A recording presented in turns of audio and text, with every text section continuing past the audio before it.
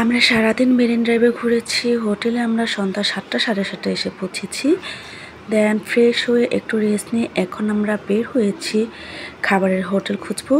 কক্সবাজারে এসে প্রথম রাতে আমরা হিন্দু হোটেলে রাতের খাবার খেয়েছিলাম। আজকে দ্বিতীয় রাতে আমরা অন্য একটা হোটেলে খাবো ভাবছি, তাই অটো নিয়ে খুঁজতে যাব কোন খাবারের হোটেল পাওয়া যায়।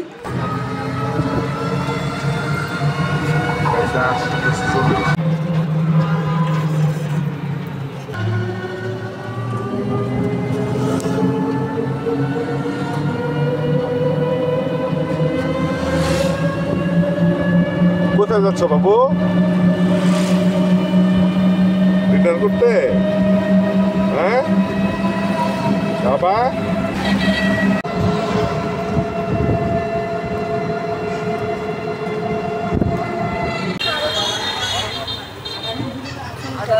আমরা চলে এসেছি জামান রেস্টুরেন্ট অ্যান্ড কাবাব হোটেলে। আজকে আমরা এখানেই রাতের খাবার খাবো।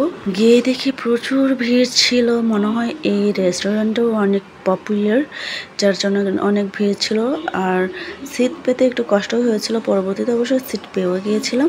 দেন ওদের মেনু কার্ড থেকে মেনু দেখছিলাম কোন মেনুটা আমরা নেব।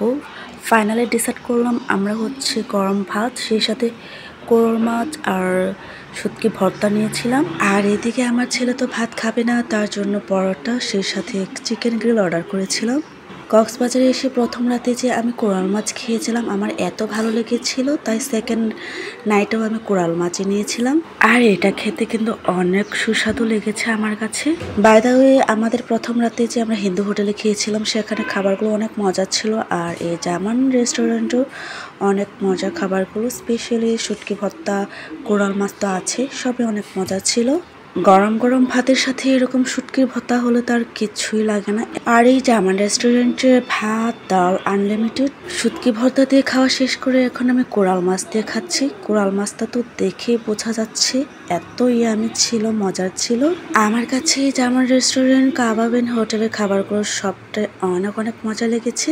ফাইনালি এই তো রাতের খাবার কমপ্লিট করলাম। এখন হচ্ছে গরম পানি দিয়ে হাতটা ধুয়ে নিচ্ছিলাম, কেননা আমরা যে কদিন কক্সবাজার ছিলাম অনেক ঠান্ডা ছিল, টুকু টের পাইনি যে গরম, অনেক ঠান্ডা লেগেছিল। আর এখানে তো এসি যেহেতু অনেক শীতলও লাগছিল।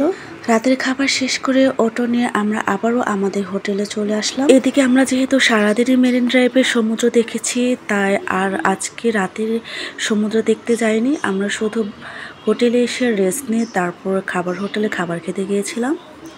তারপর আমরা চলে আসলাম সরাসরি হোটেলে। যেহেতু অনেক ক্লান্ত, আজকে রেস্ট নিতে হবে, তাছাড়া কালকে আবার আমরা অন্য কোনো একটা জায়গায় যাব। প্রথম রাতেই আমরা রাতের সমুদ্র দেখেছি, তাছাড়া আগামীকালও টাইম আছে, আমরা আবারও রাতের সমুদ্র দেখতে যাব। দেখতে দেখতে এখন সময় রাত 11টাও বেজে গেছে।